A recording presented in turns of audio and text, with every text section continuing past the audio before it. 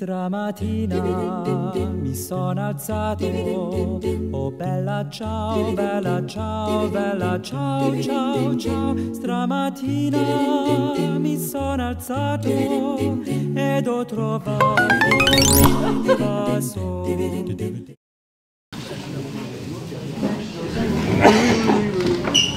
On s'installe simplement. Non, non. Tu nous donneras le feu vert. Bien. Bonsoir à chacun, chacune. Vraiment, on n'a pas de chance. Nous, mais vous non plus, personne ce soir. C'est une journée un peu triste qui sonne l'entrée dans l'hiver. Si on l'était déjà, cette fois, nous y sommes bien.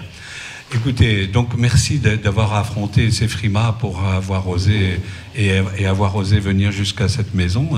Et donc, au nom des Amis de la Vie, écoutez, moi je vous remercie. S'il vous plaît, que je parle un peu plus fort. Ben, ça va venir, mais il faut que je me mette en train. Et donc ça viendra, ça vient. Et donc après, voilà. Et donc les Amis de la Vie sont heureux de vous accueillir. Alors la vie, il faut tordre le cou tout de suite à ce que effectivement on pense spontanément, une association un peu pro-life, et sur un sujet comme celui de ce soir, ça donnerait le ton tout de suite. Non, aujourd'hui on donne le débat, on ouvre le débat, et donc la vie, c'est cet hebdomadaire dont vous retrouvez effectivement là le sigle, qui est pour le situer rapidement, c'est un journal qui est un des 5 magazines du groupe Le Monde, avec Télérama, Courrier International, Le Monde Diplomatique, j'en oublie.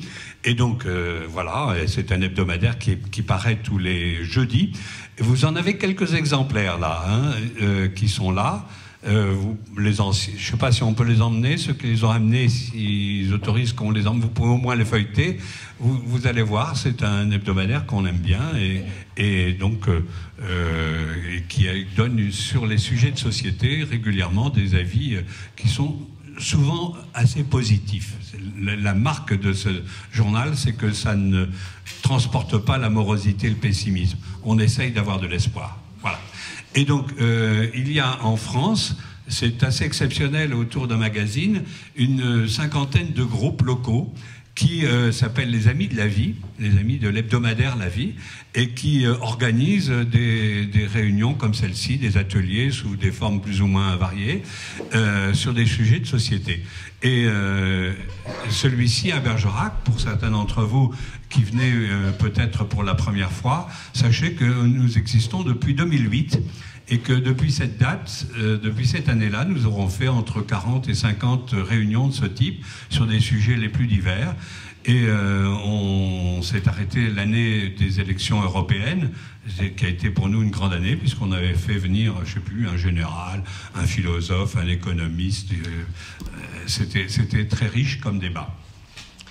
Et donc on a été arrêté, comme tout le monde, par le Covid. Et puis l'année dernière, bon, il nous est arrivé des difficultés familiales très lourdes qui nous ont empêchés de reprendre effectivement notre engagement. Et cette année, on a décidé de recommencer et donc de vous proposer, puisque on savait que la Convention citoyenne allait démarrer bientôt, vous proposer effectivement ce débat sur la fin de vie, qui hélas, effectivement, est un débat qui nous concerne tous, sinon tout de suite, tout au moins dans notre environnement proche, on est tous concernés par ces situations. Donc voilà, donc je n'en dis pas davantage, je laisse tout de suite la place à André, qui va effectivement animer cette réunion, André Bell, et qui va présenter nos intervenants, que je remercie déjà d'avance, et je remercie aussi André d'avoir bien voulu accepter de faire cette animation. Voilà, bonne soirée, puis on aura place au débat après, bien sûr. Donc, merci Robert pour ton introduction. Je vais donc présenter les intervenants. Dans un premier temps, ils vont intervenir, et dans un second temps, nous aurons un temps de dialogue. Donc nous ne sommes pas dans un meeting pour dire pour ou pour être contre. Nous sommes vraiment dans un lieu, l'Orangerie, qui est un espace public pour permettre le dialogue dans un esprit de tolérance et de compréhension. Donc dans un premier temps, c'est Madame Nathalie Champier, qui est médecin, chef du service de l'unité de soins longue durée, unité dans laquelle il y a des fléchages pour des lits en soins palliatifs, je crois, ou vous corrigerez. Donc qui va intervenir en partant de son expérience professionnelle. En tant que médecin, expert, elle pourra vraiment nous dire concrètement comment est vécu l'état de la situation en matière de fin de vie dans les hôpitaux.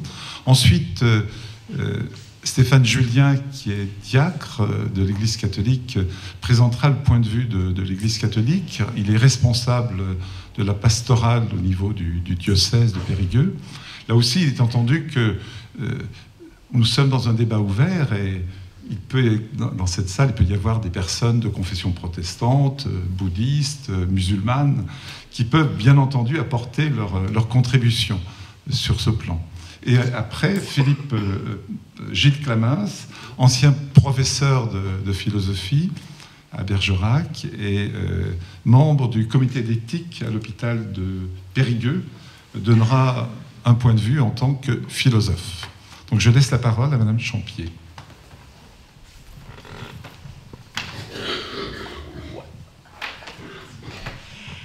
Bonjour à toutes et à tous. Je travaille donc dans un service, l'unité de soins de longue durée, qui n'a pas de lit identifié soins palliatifs. Les lits identifiés soins palliatifs sont, il y en a 5 sur l'hôpital de Bergerac, qui sont rattachés au service du court séjour gériatrique. Voilà. Mais dans le cadre du service, effectivement, on reçoit de plus en plus de personnes qui sont atteintes de maladies, et notamment de cancer ou de maladies neurologiques évolutives graves. Et donc, on est amené à accompagner les personnes en soins palliatifs. Et on travaille beaucoup en partenariat avec l'équipe mobile de soins palliatifs, voire les lits identifiés de soins palliatifs en fonction des besoins. Alors, moi, on m'a demandé de présenter un petit peu ce qui existait aujourd'hui, donc en fait de parler de la loi Claes-Leonetti, qui est une loi du mois de février 2016. Cette loi permet, si vous voulez, elle a renforcé la loi Leonetti de 2005 au niveau de l'accessibilité à toute personne pour les soins palliatifs, et également qui valorise aussi la personne de confiance et également les directives anticipées. Par ailleurs, dans cette loi de février 2016, il existe dans un article de cette loi la possibilité aussi à des personnes qui sont en souffrance physique et ou psychologique, qui ne peut plus être prise en soin de façon adaptée par les traitements que l'on peut avoir actuellement, donc de pouvoir bénéficier de ce que l'on appelle la sédation prolongée et continue, c'est-à-dire que par des traitements, on endort la personne jusqu'au décès. Ça n'est pas une décision qui se prend que par le médecin, c'est une décision collégiale, et la personne est effectivement mise aussi dans cette décision. C'est pas le médecin ou l'équipe soignante qui décide de pratiquer une sédation prolongée. D'accord ? Alors, je voulais redéfinir un petit peu les soins palliatifs. Les soins palliatifs ne se résument pas à la fin de vie. D'accord ? Les soins palliatifs, c'est bien en amont. Ce sont des... Alors, je vais donner la définition de la SFAP, c'est la Société française d'accompagnement et de soins palliatifs. Donc, les soins palliatifs, ce sont des soins actifs, continus, évolutifs, coordonnés et pratiqués par des équipes pluriprofessionnelles dont l'objectif est de prévenir ou de soulager des douleurs physiques, psychologiques, sociales et spirituelles. Et également d'anticiper, de limiter aussi le risque des complications inhérentes à l'évolution de la pathologie en cours et les ruptures de prise en charge, et tout ça dans une approche globale et personnalisée par rapport à chaque personne, en fait. Voilà.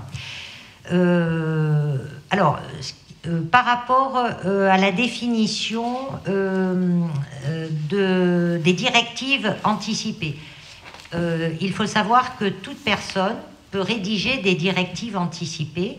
Alors, je ne sais pas s'il y en a beaucoup qui connaissent ce que c'est, les directives anticipées dans cette salle. Ça peut être intéressant de savoir, c'est important.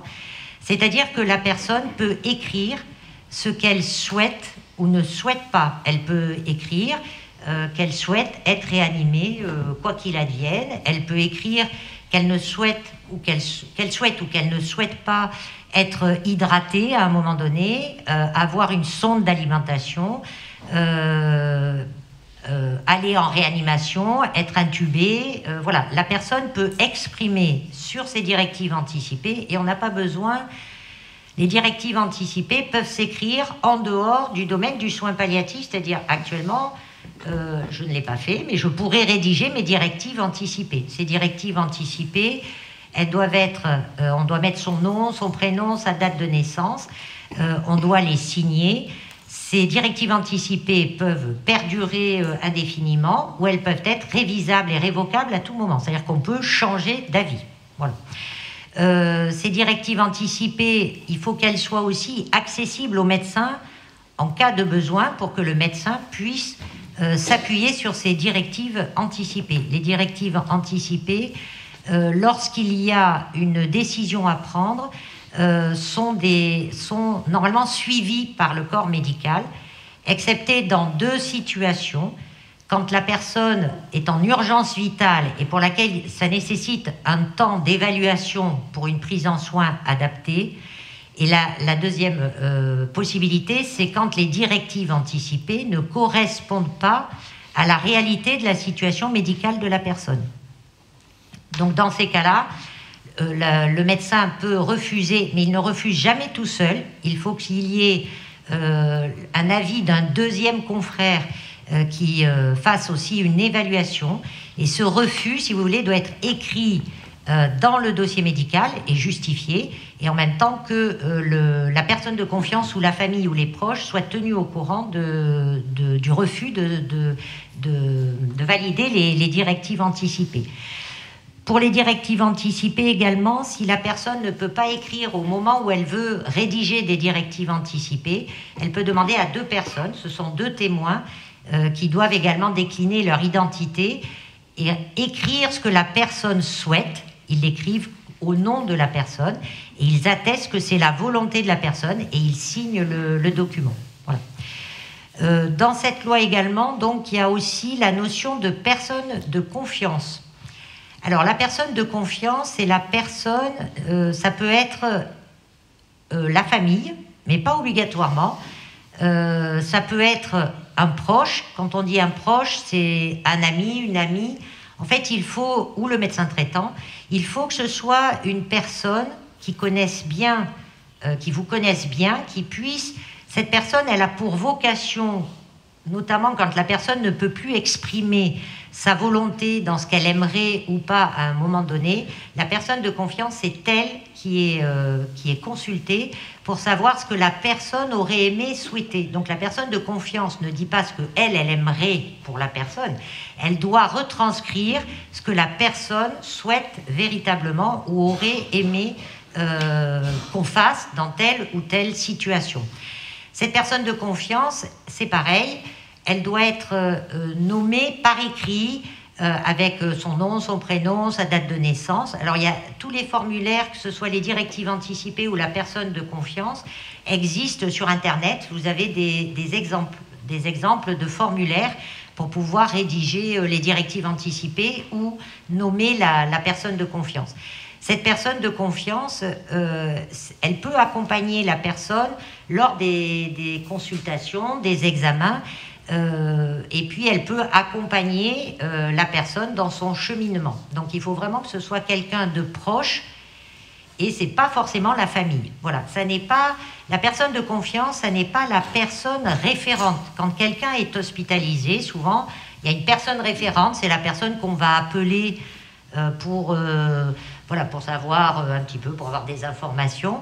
Mais la personne de confiance, c'est vraiment la personne, quand elle est nommée, qu'on sait qui c'est. Donc c'est important quand quand on a des soins ou quand on est hospitalisé, de faire connaître qu'on a une personne de confiance, parce que c'est vraiment la première personne qui va être interpellée, si je puis dire, pour discuter avec elle et voir un petit peu ce qu'il en est de la situation, et au vu des éléments, alors après, en partenariat avec la personne, et la personne de confiance va exprimer les souhaits de la personne quand la personne elle-même n'est plus en capacité de le faire. Il y a des personnes qui peuvent être dans le coma, et c'est important de savoir s'il y a une personne de confiance que aurait aimé ou ce qu'aurait souhaité la personne qui est dans le coma. D'accord ? Donc voilà, et les médecins, donc en fait, on doit effectivement se renseigner de savoir s'il y a une personne de confiance, s'il y a des directives anticipées. Et en général, tous ces documents doivent être intégrés au dossier médical pour pouvoir y avoir accès. Alors, par rapport aux personnes qui sont sous mesure de protection, alors, toutes les personnes sous mesure de protection peuvent rédiger leur directive anticipée après accord du juge ou d'un conseil de famille s'il y en a un. Par contre, pour la personne de confiance, les personnes sous curatelle ou sauvegarde de justice peuvent désigner une personne de confiance. Par contre, ceux qui sont sous tutelle, s'ils avaient une personne de confiance antérieurement nommée, le juge peut valider la prolongation de cette personne de confiance, mais une personne qui est sous tutelle et qui n'a jamais désigné de personne de confiance ne peut plus désigner de personne de confiance. C'est le tuteur à la personne qui est la personne, on va dire, référente et qui va intervenir. Voilà. Donc ça, c'était un petit peu pour présenter la loi, ce qui était inscrit dans la loi, parce que c'est important de voir. Alors, sur le Bergeracois, il faut savoir qu'il y a une équipe mobile de soins palliatifs. Sur l'hôpital, il y a une équipe mobile de soins palliatifs qui se déplace en intra-hospitalier et en extra-hospitalier, donc à domicile. Ensuite, il y a les lits identifiés de soins palliatifs. Ce sont des personnes, par exemple, qu'on peut hospitaliser sur ces lits-là, des personnes qui ont, par exemple, des douleurs, qu'on a du mal à cadrer, si vous voulez, à domicile. Et ces personnes-là peuvent être hospitalisées pour justement équilibrer ces douleurs. Et ensuite, sur le département, il existe une unité de soins palliatifs qui, elle, va gérer des cas de personnes en soins palliatifs qui sont beaucoup plus complexes que ne peuvent gérer les lits identifiés soins palliatifs. Il y a à peu près 12 lits à l'USP de Périgueux. Voilà. Voilà ce que je peux dire sur... voilà, en fait, la loi Claes-Leonetti, valide davantage le droit, en fait, depuis 99, il y avait une loi en juin de 1999 qui permettait, enfin, qui donnait un droit à chaque personne de pouvoir avoir accès aux soins palliatifs. Et ces différentes lois, et notamment la loi Claes-Leonetti, renforcent cette possibilité et ce droit d'accès à bénéficier des soins palliatifs. Dans les directives anticipées, on peut aussi écrire qu'on souhaite bénéficier des soins palliatifs en temps et en heure en fonction des besoins. Voilà.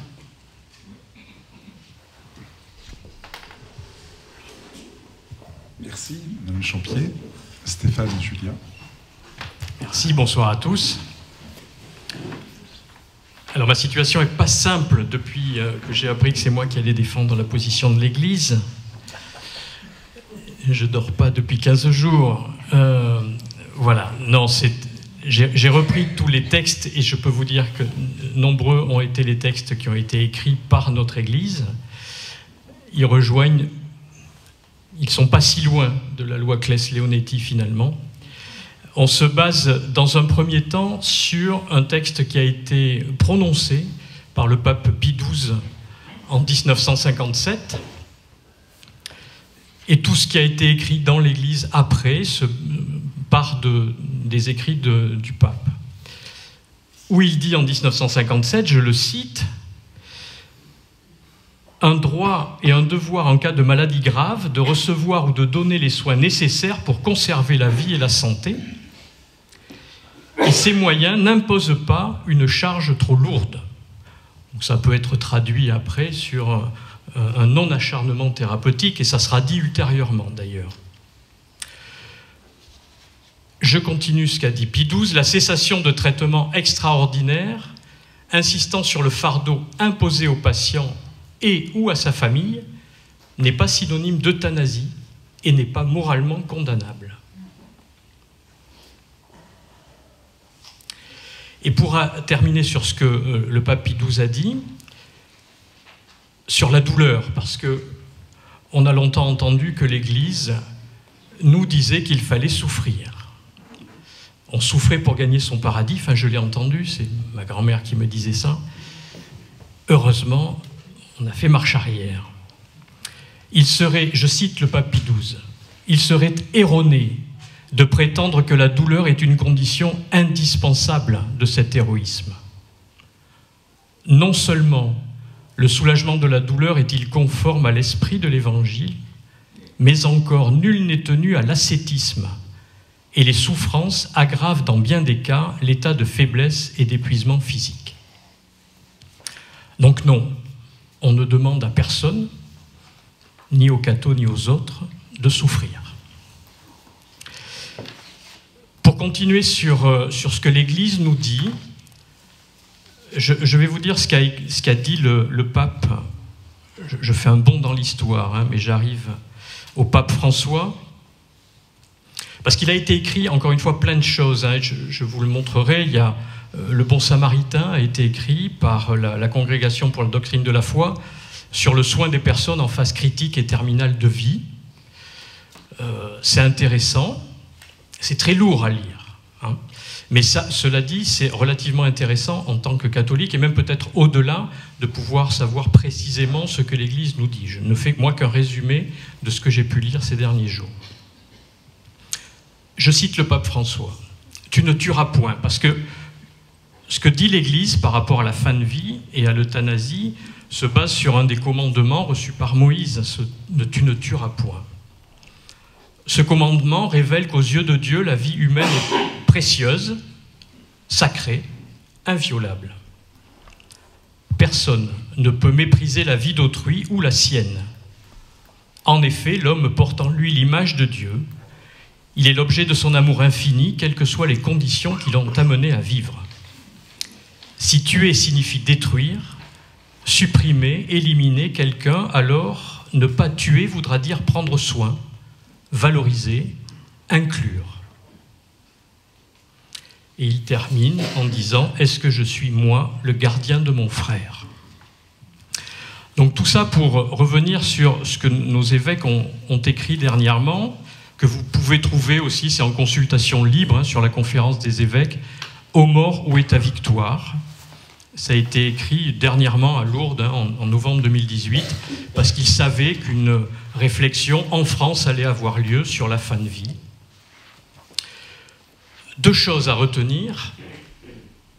Ce qu'a pu dire le pape François, notamment dans ce qu'il a pu écrire sur la culture du déchet, sur l'écologie, il s'en inspire aussi par rapport à la fin de vie, où il a peur que l'on prenne sur la fin de vie des personnes qui ne correspondraient pas à certains critères de santé, de beauté ou d'utilité.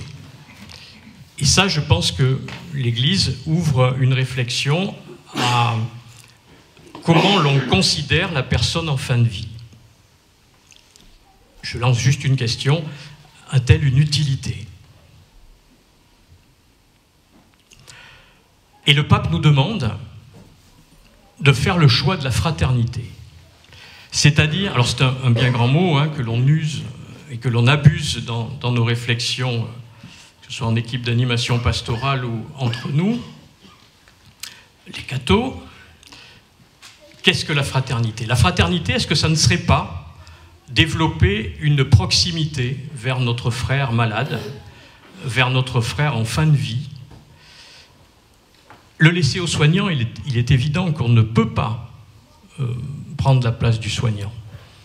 En revanche, on peut prendre une autre place, la place du proche, de la famille ou des amis qui peuvent être là pour accompagner, écouter, libérer certaines souffrances, peut-être pas physiques, mais peut-être psychologique ou spirituel, je ne sais pas. Et peut-être que dans cet accompagnement-là, c'est ce que le pape nous demande, de réfléchir à ça, de ne pas penser qu'il faille anticiper la mort, mais bien l'accompagner.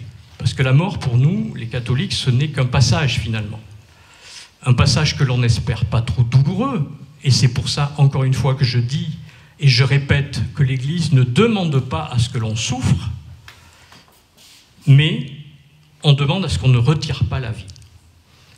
Et c'est justement là, sûrement, sur cette difficile crête qu'il faudra que l'on réfléchisse, nous, les uns et les autres, cathos, non-cathos, enfin d'autres confessions, comme le disait André. Et je crois qu'il est important que l'on puisse se situer. Les directives anticipées sont primordiales, et elles sont citées d'ailleurs dans ce que l'Église demande. Elle demande à ceux qui croient en Dieu, enfin des catholiques, puisque je représente cette parole-là, de se prononcer sur ces directives anticipées. Mais l'Église accepte la sédation profonde, l'Église accepte l'hydratation, l'Église accepte finalement beaucoup de choses, et elle a été un peu en avance, puisque les premières discussions datent de 1957, je le rappelle. Voilà. Mais oui, nous disons « tu ne tueras point ». Donc c'est toute la difficulté. Merci Stéphane. Dans l'avis numéro 139 du Comité national consultatif d'éthique, il est dit que la fin de vie est une épreuve physique, mais aussi métaphysique. Donc nous pouvons demander aux philosophes ce que cela... Merci pour la métaphysique, monsieur. Merci d'abord aux Amis de la Vie, parce que quand j'ai reçu cette invitation de Robert, vous m'avez donné à penser, quoi. Et je ne suis pas philosophe, mais je suis à l'école de la philosophie. Et la philosophie, son paradis, c'est quand on donne à penser. Donc merci de m'avoir introduit dans ce paradis. Vous m'avez beaucoup donné à penser. Au point que, devant votre question, peut-on choisir sa mort, j'étais complètement interloqué. Je vous avais demandé de le mettre entre guillemets, choisir sa mort, parce que je ne voyais absolument pas ce que ça pouvait vouloir dire. Je ne suis pas sûr que nous sachions ce que ça veut dire, d'ailleurs. Et bref, voilà, j'ai commencé à penser dans cette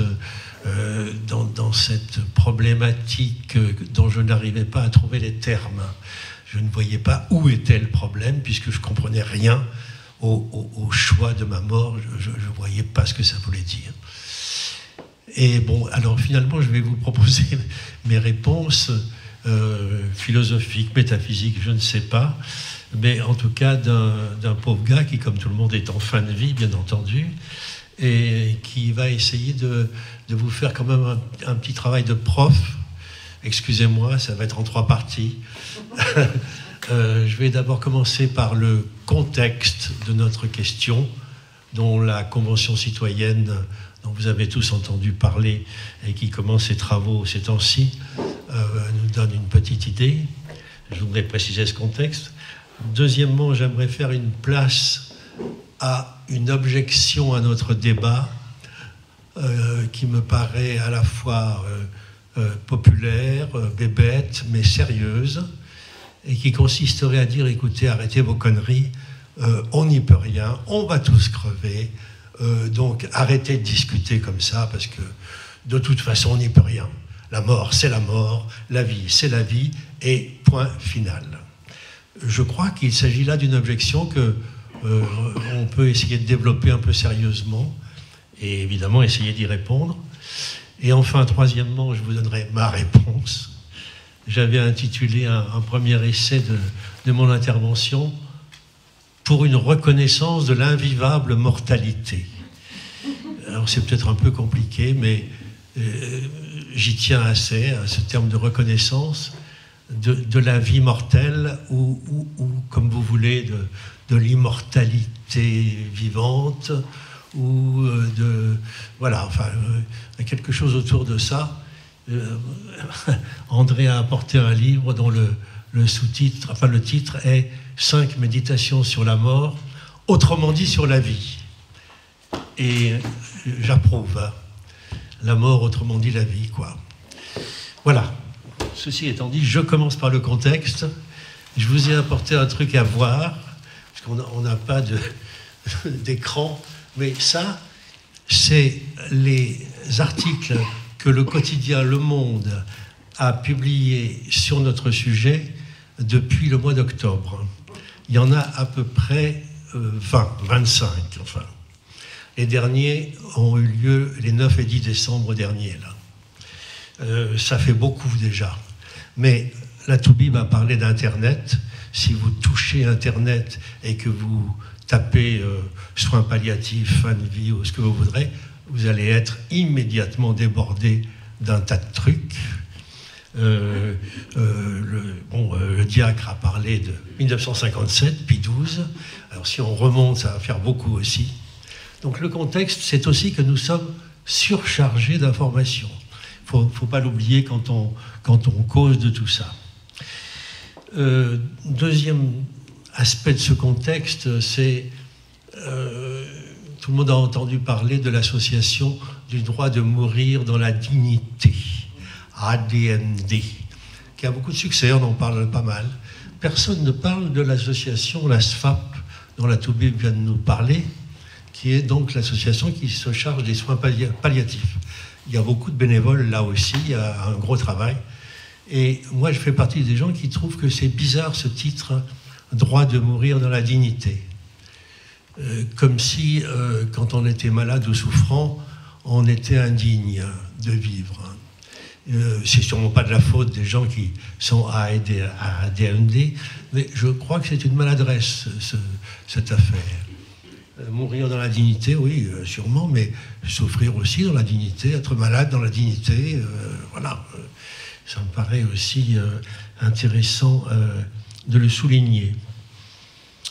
On a parlé du même coup puisqu'il y a 2 pays frontaliers avec la France qui s'occupent de tout ça et qui ont régularisé ce qu'on appelle le suicide assisté et l'euthanasie, termes sur lesquels on reviendra peut-être. Et là aussi, j'ai été choqué, enfin je suis un peu choqué de voir qu'avec un chèque en Suisse, c'est super, on peut mourir dans la dignité. Eh bien, je ne suis pas sûr que notre liberté, notre dignité, notre fraternité, enfin, appelons ça comme on voudra, notre être humain, se satisfasse de ce genre de solution. Voilà. Je voudrais ajouter un dernier mot de contexte. C'est en nous éloignant un peu de nous-mêmes, j'emprunte ça à l'anthropologie, c'est-à-dire la science qui s'occupe des autres, comme on dit, ceux qui ne sont pas nous, enfin les autres qui ne font pas comme nous. Alors j'irai pas très loin, mais j'irai dans les Balkans plutôt orientaux, mais je crois que chez nous on pourrait nous trouver un petit peu balkaniques. Dans les Balkans, quand quelqu'un meurt, on observe une phase de 40 jours pendant lesquels le mort, pas entièrement mort, se conduit comme un vivant. Il mange à la table familiale, il se promène dans le village. S'il passe le 40e jour en étant toujours là, ça sera considéré comme anormal. Il n'aura seulement le droit que de se présenter dans les rêves, mais pendant 7 ans. Là, il a le droit. Si vous en rêvez pendant 7 ans, c'est bien, c'est bon. Et le seul truc, c'est que si vraiment il refuse les 2 choses, alors ça, c'est un peu embêtant. Et un anthropologue dira qu'on est sûrement en zone vampirique, quand ce mort est un peu réticent à faire comme tout le monde, en quelque sorte. Voilà pour le contexte. Donc nos informations, les associations et puis les autres qui font peut-être pas comme tout le monde. J'ajoute simplement que je ne suis pas sûr qu'on soit si loin des Balkans, même si effectivement la médecine pour nous est très intriquée, contrairement aux balkaniques sans doute. Pour nous la médecine est très intriquée dans notre affaire. Mais je ne suis pas sûr que les habitudes que nous avons, du deuil, des monuments, des souvenirs, des albums de famille, enfin, tout ça peut être aussi fait vivre les morts, me semble-t-il. Enfin, on y reviendra aussi. Voilà. Je passe donc maintenant à ce pourquoi je suis là, c'est-à-dire, il paraît, la philosophie. Qu'est-ce que la philosophie dit de tout ça? Eh bien, il me semble que les philosophes, à propos de notre affaire, parleraient de deux choses au moins, sans doute davantage encore, mais la première chose, c'est ce qu'ils appellent le travail du négatif. Et la deuxième, ce serait la logique du concret. Je vais m'expliquer, vous allez voir, c'est des choses tout à fait banales. Les philosophes ne sont pas des gens aussi compliqués qu'on croit. Le travail du négatif, c'est ce qu'on appelle les événements qui ne sont pas toujours considérés comme tombant du ciel ou venant du hasard ou du destin. Nous considérons aussi les événements, en tout cas en philosophie, comme des contingences, c'est-à-dire ce qui nous touche.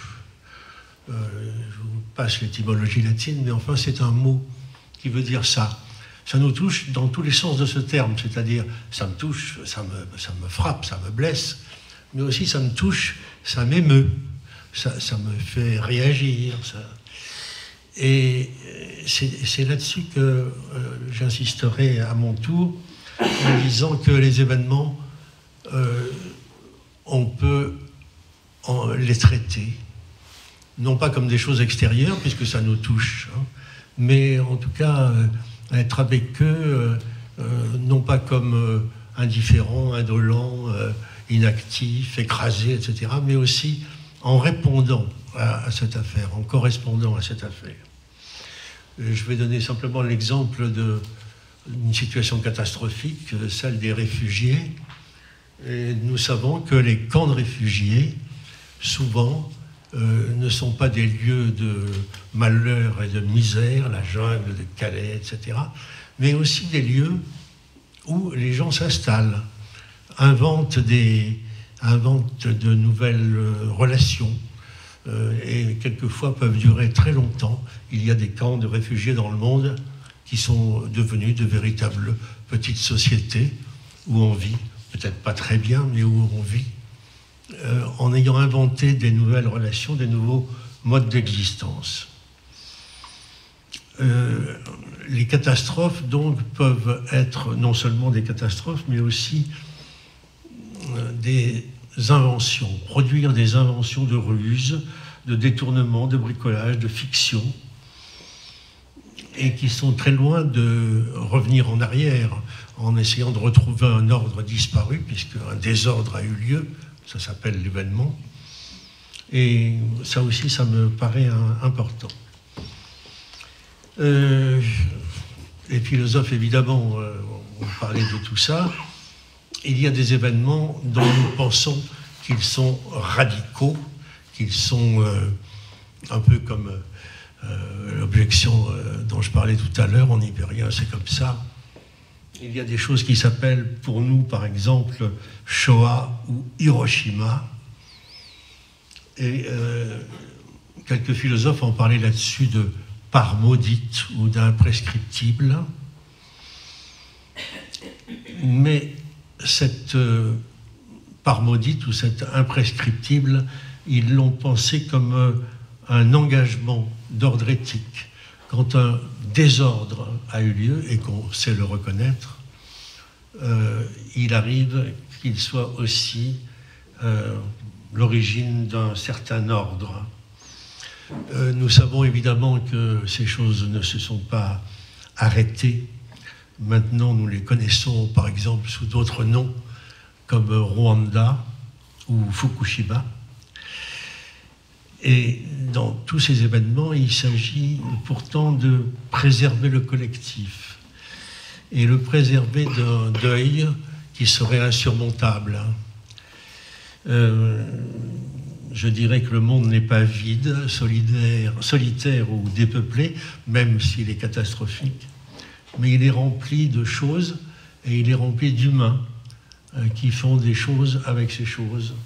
Et les choses aussi font de nous d'autres humains sans doute. Enfin, je rappellerai des choses moins lourdes peut-être.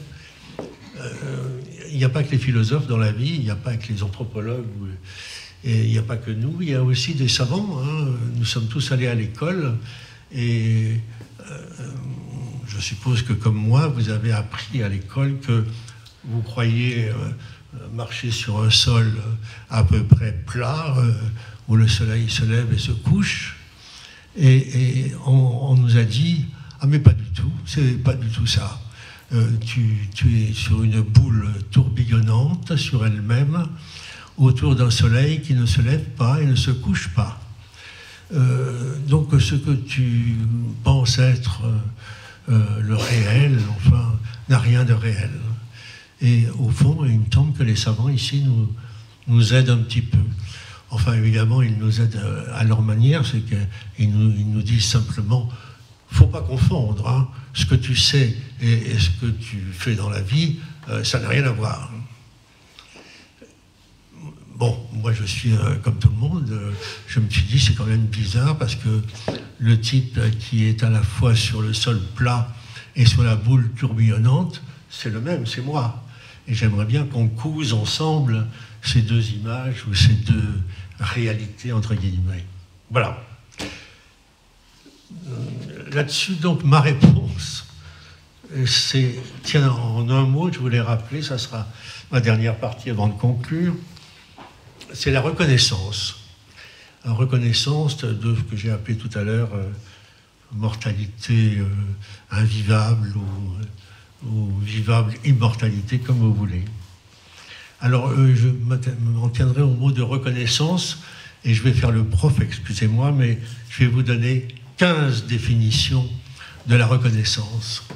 Vous choisirez celle qui vous va. J'appelle reconnaissance la conscience d'une imprévisibilité. J'appelle reconnaissance le consentement à l'opacité. Le fait de dire je ne sais pas et continuer quand même. Le fait de peser la différence entre ce qui relève de notre responsabilité et ce qui n'en relève pas. Le fait d'orienter le regard vers la vulnérabilité humaine. Le fait de ne plus craindre de dire sans complaisance la lassitude. Le fait de faire l'expérience de tenir parce qu'on s'entretient entre nous. La solidarité du coude à coude jusqu'aux confins de la vie. Le fait de croire quand pouvoir, savoir, prévoir sont partis. J'appelle reconnaissance l'expérience mutuelle de la confiance, celle qu'on donne et celle qu'on reçoit. J'appelle reconnaissance regarder comme on voudrait être regardé. J'appelle reconnaissance répondre à la révolte qui s'exprime en se rendant capable de la recevoir. Les soins palliatifs connaissent bien ça. Consentir à être les visages auxquels le malade crache.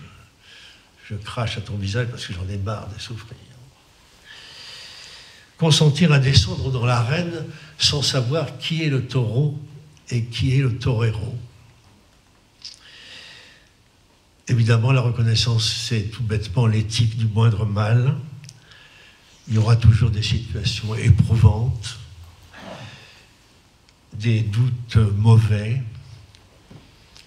des vécus de violence. Et enfin, je terminerai par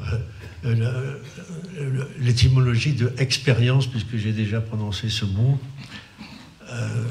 Il se trouve que expérience veut dire ex periculum en latin, c'est-à-dire ce qui traverse le danger, ce qui est acquis seulement à travers le péril.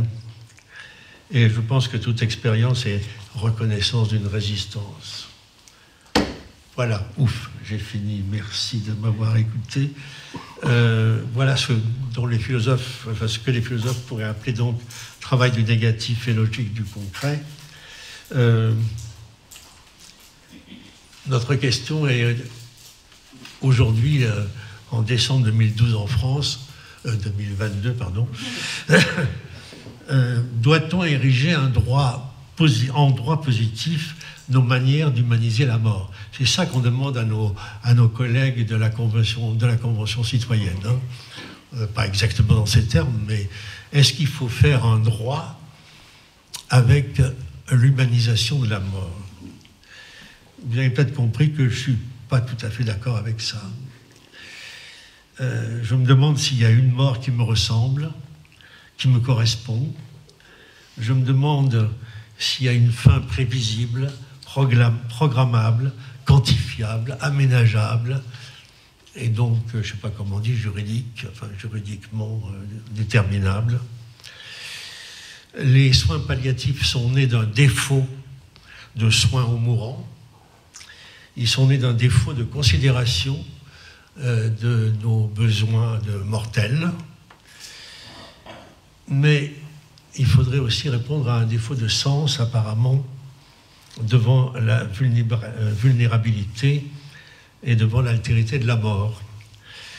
Eh bien, il me semble que toutes ces questions ne cesseront pas d'être devant nous, d'être en nous, et que les réponses que nous donnerons, j'espère qu'on va en donner ici, ces réponses nous impliquent. Et nous sommes impliqués dans ces réponses. Voilà, merci de m'avoir écouté.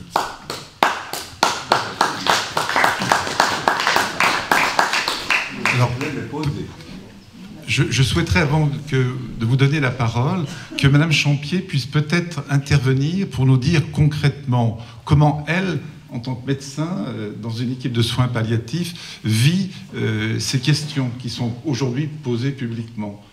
Que ce soit l'euthanasie ou l'aide au suicide, comment les équipes de soignants aujourd'hui vivent ces questions et comment vous approchez ces deux questionnements concrètement dans votre vie de praticien. Vous avez présenté la loi, mais aujourd'hui, comment vous le vivez?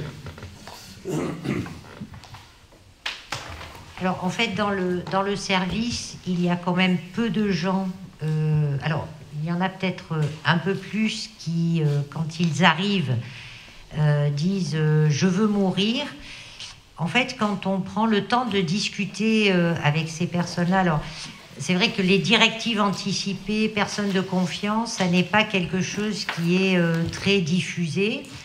On a aussi pas mal de personnes qui ont des troubles cognitifs quand on les reçoit.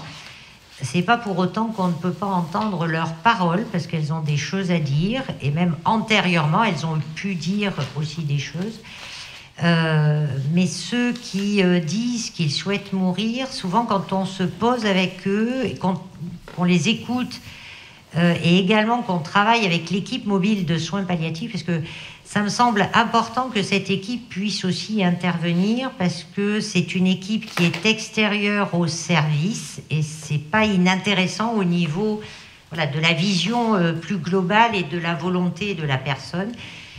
Ces personnes-là, souvent, c'est parce qu'elles ont peur de souffrir, parce qu'elles ont peur de ne pas savoir comment vont se passer les choses. Et donc, c'est important de pouvoir les accompagner, de leur expliquer. Alors, on ne peut pas tout expliquer, mais en tous les cas, de leur expliquer ce que nous, on peut faire pour elles, comment on peut les accompagner.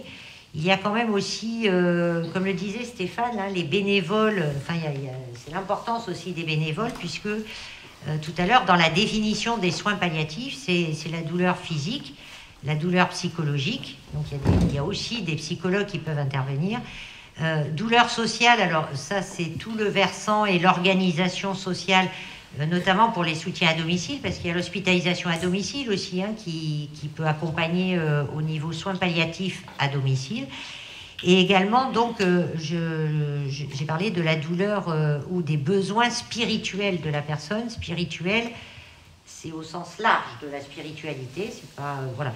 Et donc, c'est très important de pouvoir être attentif à tous ces domaines-là. Et globalement, quand on équilibre les traitements, finalement, la personne, en fait, elle profite de la vie.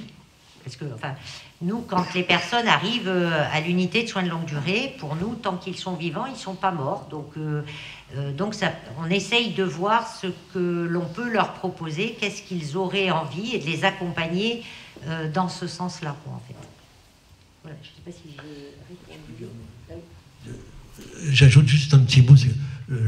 On n'a pas été très généreux en référence. On a raison parce que c'est chiant les références, mais quand même il a parlé des papes et tout ça. Moi, je voulais juste ajouter à ce propos-là que une personne qui m'a inspiré en me donnant à penser là, comme pour ça, elle s'appelle Laure Marmillou. On a dit que sur Internet il y avait des tas de trucs, mais allez voir son nom, Laure Marmillou. C'est une infirmière en équipe mobile de soins palliatifs, justement, dont on vient de parler.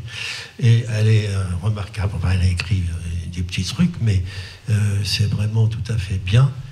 Et la deuxième chose que je voulais ajouter, c'est que il y a aussi des sondages, évidemment, sur notre sujet.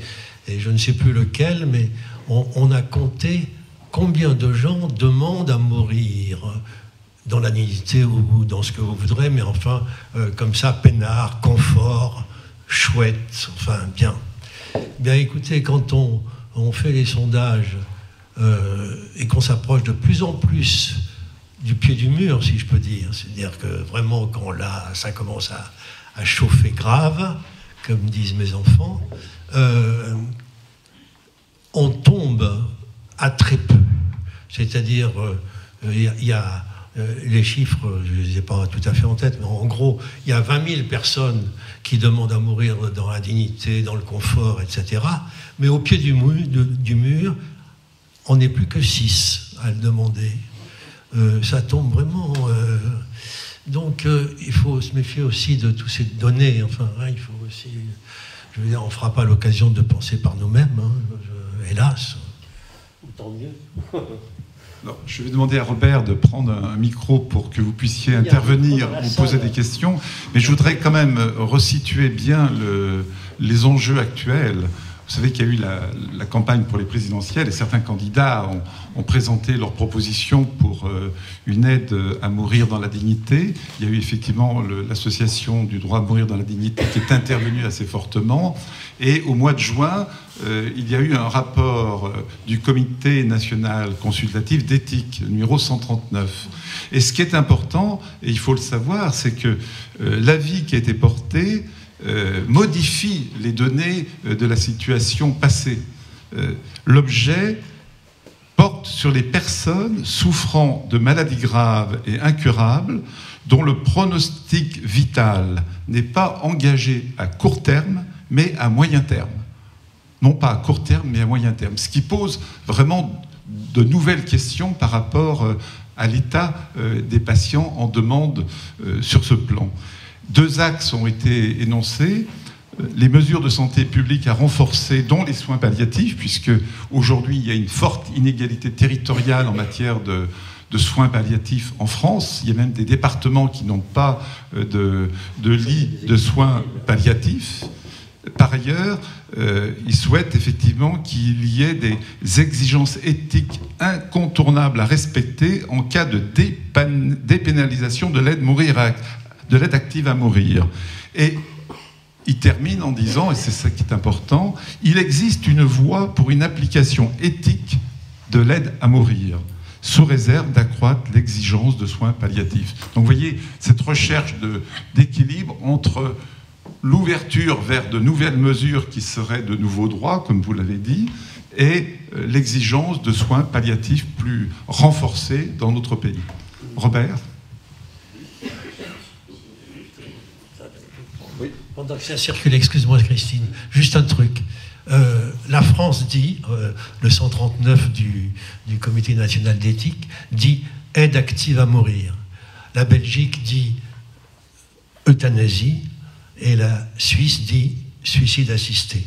Je voulais juste souligner cette variation de termes qui sont très jolis, mais qui montrent aussi une espèce d'intention non dite là derrière. Il paraît que l'aide active à mourir fait moins peur aux Français que le suicide ou l'euthanasie. Je ne sais pas ce que vous en pensez. À toi. Moi, j'ai juste une question très concrète pour Madame Champier à propos des directives anticipées. Vous avez dit que quand elles ne correspondent pas... À propos des directives anticipées, vous avez dit qu'il y avait un moment où on ne les suivait pas quand elles ne correspondaient pas à un état pathologique qui était sur lequel on pensait que c'était fondé. Parce que le souci, c'est que quand on écrit les directives anticipées, en fait, c'est toujours compliqué. Il y a des situations médicales. Par exemple, si c'est un accident grave de la route, on peut avoir un polytraumatisé. Si la personne dit en cas de gros problème, je ne veux pas aller en réanimation, je ne veux pas être intubé et ventilé, il n'est pas certain qu'on suive les directives anticipées parce que au moment où ça se passe, on a des indications médicales qui permettent de dire que le fait d'intuber, de ventiler, de réanimer quelqu'un peut le ramener, enfin, peut le sortir de là. Et on a beaucoup de personnes qui pourraient témoigner de cette implication. Donc, en fait, des fois, les directives anticipées, enfin, dans ce qu'on pense, c'est pas toujours facile de savoir ce qu'on... Alors, quand on est malade et quand on est en palliatif déjà connu, c'est peut-être plus facile de dire, voilà, à un moment donné, si on veut me mettre une sonde d'alimentation, puisqu'il y a des sondes d'alimentation qu'on peut mettre en place, je ne souhaite pas avoir de sonde d'alimentation ou d'avoir l'hydratation. Alors, il faut savoir que pour l'hydratation, en fin de vie, au niveau palliatif, on sait que l'hydratation peut être arrêtée. Enfin, ça fait partie des évolutions. Mais quand on écrit ces directives anticipées, il peut y avoir des fois où on pose des choses qui ne sont pas adaptées à la situation dans laquelle après on se trouve, quoi, en fait. D'accord ? Voilà. Question ? Moi, j'en ai une. C'est celle des maladies neurodégénératives. Quand on sait que l'évolution de la maladie conduit à ce qu'on devienne un peu à la fois quelqu'un qui ne pourra plus parler, qui ne pourra plus communiquer, et qui sera une charge pour son environnement. Là, il y a un vrai problème posé sur la déchéance dans laquelle on va se trouver, qui va être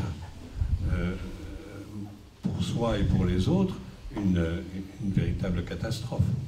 Et là, effectivement, c'est à ça que fait sans doute allusion l'article 130 du Comité national d'éthique. Mais quelle réponse apporter à ça? Faut-il... C'est la question que Gilles a posée. Faut-il vraiment légiférer dans ce domaine?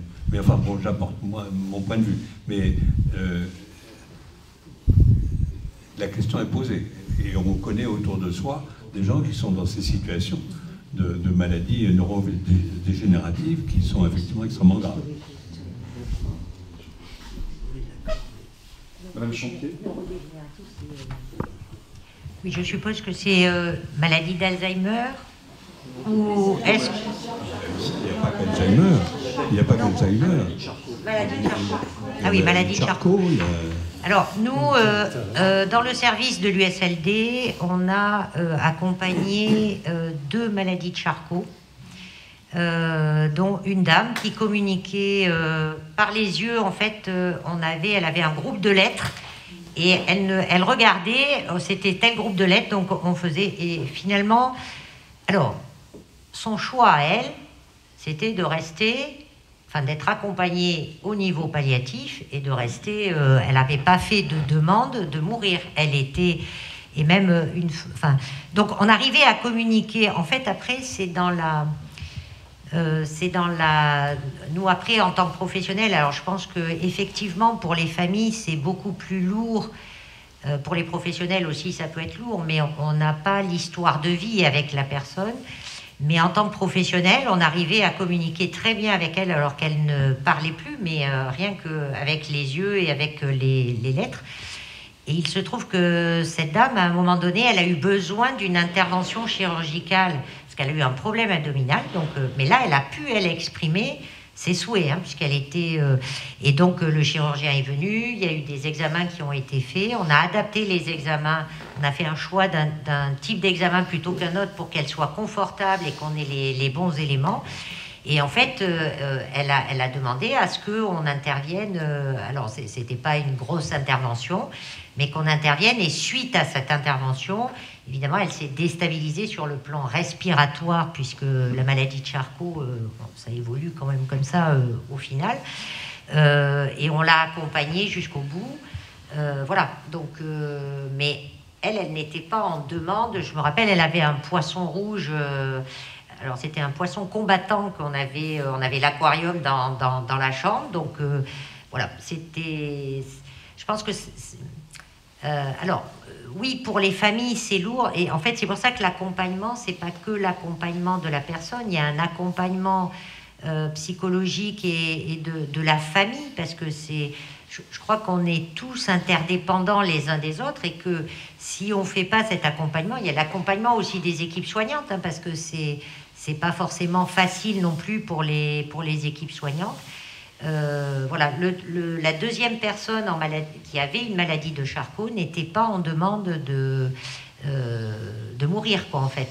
Je veux dire, la deuxième personne aussi, c'est pareil, voulait éloigner le plus loin possible la mort et souhaitait, voilà, la seule chose, leur seule anxiété aux deux personnes, c'était de souffrir, de se voir étouffer, voilà, donc c'est tout l'accompagnement, et de pouvoir leur dire aussi ce que nous, en tant que médecins, équipe soignante, on peut leur proposer pour les accompagner, qui font que ils se sont comment dire, dans le service, ils étaient sereins. Voilà. Alors quand je dis serein, ça ne veut pas dire qu'il n'y a pas des jours où ils pouvaient dire j'en ai marre, hein, aujourd'hui. Mais moi je me lève pas tous les matins en me disant super, c'est la vie, vivement ce soir que je me couche, hein, ça m'arrive de le dire. Enfin, donc en fait, voilà, c'est aussi accepter que l'autre aussi puisse dire à un moment donné que c'est difficile pour lui. C'est pas pour autant qu'il a envie de mourir forcément, quoi. Voilà. Donc moi ça c'est les deux expériences. J'ai pas eu d'autres expériences concernant les maladies de Charcot, quoi, en fait. Merci. Stéphane? Alors pareil, sur la maladie de Charcot, moi j'ai une amie qui est atteinte de ce mal, avec une évolution très rapide. Elle est toujours dans cette espèce de sérénité, elle ne parle plus, elle ne s'exprime plus. Au début, c'était par écran de téléphone interposé, maintenant c'est même plus possible. La seule chose qui les gênait, c'est de ne plus pouvoir communier. Parce que le fait d'ingérer, c'était plus possible. Donc c'est ça qui l'a gêné. Et ce qui le gênait le plus, et je rejoins ce que disait Nathalie, finalement c'est son mari qui voit sa femme diminuer, et dans ce que ça lui renvoie, il y a une difficulté du quotidien, parce que c'est pas simple, hein, d'accompagner ces personnes-là, et heureusement qu'il y a des équipes accompagnantes. C'est pas simple parce que on renvoie aussi sur l'autre notre propre crainte de notre propre mort. Donc rien n'est simple, mais pour spécifier sur la personne atteinte de cette maladie de Charcot, que je connais, que je vois de temps en temps, la difficulté n'était pas de se poser la question de mourir, non. La difficulté, c'était de voir qu'elle, petit à petit, elle se coupait de certaines choses de ce qui était sa vie. Et donc je pense que dans cet accompagnement-là, il vaut mieux accompagner à vivre qu'accompagner à mourir. C'est ce que j'ai traduit de la connaissance de cet ami. Merci. Si personne ne pose de questions dans la salle, je voudrais vous poser une question. Est-ce qu'on ne pourrait pas jouer à la Convention citoyenne, là? On est 50, 60. J'aimerais savoir si dans la salle, il y a des gens qui sont pour que la loi, comme ça, se réforme un petit peu en disant d'accord pour l'aide active à mourir, ou le suicide assisté ou l'euthanasie, comme vous voulez. Je ne sais pas quels sont les termes qui vous conviendront le mieux, mais est-ce qu'il y a des gens ici qui sont pour que la loi change? Oui. Ah, il y a deux mains qui se lèvent, mais vous pouvez bien nous expliquer un petit peu pourquoi? Oui. Vous pouvez prendre le micro, oui, merci.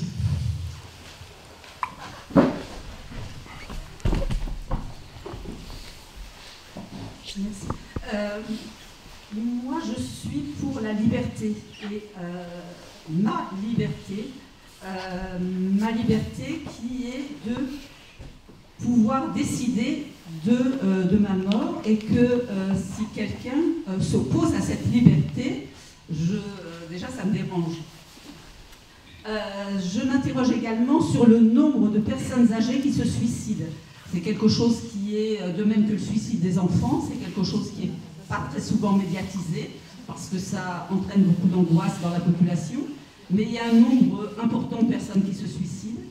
Il y a également dans toutes les EHPAD et les maisons de retraite un bon nombre de personnes qui essaient de stocker leurs médicaments, mais qui n'y arrivent pas toujours parce que les personnels trouvent les médicaments et les enlèvent, etc. Parce qu'on ne veut pas laisser les personnes mettre fin à leur vie comme ça. Donc un certain nombre de choses quand même qui se passent autour de la volonté d'une bonne partie de personnes de mettre un terme à leur vie. Moi, je ne mettrais pas sur le même plan l'aide active à mourir avec l'euthanasie. L'euthanasie, c'est quelqu'un d'autre qui intervient. L'aide active à mourir est une possibilité que j'ai de pouvoir mettre un terme à ma vie si je le souhaite. Plutôt que d'être obligé de dire je vais essayer de trouver des médicaments, mais je ne sais pas si j'ai la bonne dose, je ne sais pas si je saurais avoir suffisamment d'antivomitifs pour pouvoir les garder, etc. Ou de me dire comment puis-je arriver à me mettre... Parce que c'est ça, hein, le suicide des personnes âgées, c'est un sac en plastique autour de la tête. On en a quand même beaucoup dans des régions comme en province, comme ici. Enfin, depuis que je suis en Dordogne, j'en ai quand même entendu parler de pas mal de gens, d'hommes particulièrement, qui se pendent. Donc le suicide des personnes, c'est une réalité qu'on parfois on veut ignorer, mais qui existe quand même. Donc peut-on continuer à être sourd à un désir de qu'est-ce que la vie, qu'est-ce qu'on met dans la qualité de vie, de quel droit on veut, on se permet de dire non à la volonté de l'autre, de cette liberté de mourir. Pour moi, tout ça sont aussi des interrogations. Merci Madame, vous avez eu le courage de donner votre expression que nous respectons. Alors pour information, en 2016, il y avait 9000 suicides en France et 200 000 tentatives de suicide constatées, soit sur le plan médical, soit au niveau d'un commissariat de police. Ce qui montre que la France est un des pays où le suicide est relativement important en Europe, avec un ou deux autres pays. Donc la question mérite effectivement d'être posée. Et vous avez raison de bien distinguer l'euthanasie du suicide assisté, qui est effectivement deux démarches différentes. Et vous posez la question que soulève l'association pour le droit à mourir dans la dignité, et peut-être que le philosophe pourra répondre. C'est vrai que tous les courants libertaires venant des États-Unis prônent ce droit à l'autodétermination. Je peux avoir la capacité de décider de ma propre vie, et je dois avoir la liberté de choisir ma propre mort, ce qui est en opposition frontale avec les positions de l'Association française des soins palliatifs, qui défendent effectivement la notion de solidarité, de compassion, d'aide dans l'accompagnement des personnes en fin de vie. Donc il y a une tension vraiment entre ces droits, et c'est vrai qu'aujourd'hui il y a tout un courant au Parlement qui privilégie cette notion de liberté en droit absolu, ce qui pose question sur le plan éthique.